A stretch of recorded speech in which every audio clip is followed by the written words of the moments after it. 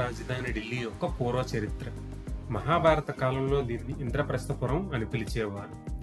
ఇంద్రప్రస్థం మహాభారత కాలంలో కురు వంశానికి రాజధాని, తరువాత కాలగర్భంలో కలిసిపోయింది. ఢిల్లీ నగరాన్ని దేవత ఢిల్లిక పేరు మీదుగా క్రీస్తు శకం 8వ శతాబ్దంలో అనంగపాలుడు నిర్మించాడు. 12వ శతాబ్దంలో తోమార్లను చౌహాన్లు ఓడించారు. ఢిల్లీ చౌహాన్ల రాజధానిగా మారింది. ఇల్టుట్మిస్ కాలం నుంచి ఇబ్రహీం లోడి వరకు ఢిల్లీ సుల్తాన్ల రాజధానిగా మారింది. ముఘల్ సామ్రాజ్యంలో చాలా మంది పాలకులు ఢిల్లీని రాజధానిగా చేసుకున్నారు. షాజహాన్ కాలంలో 1648 నుంచి 1857 సిపాయిల తిరుగుబాటు వరకు ఢిల్లీ ముఘల్స్కి శాశ్వత రాజధానిగా మారింది.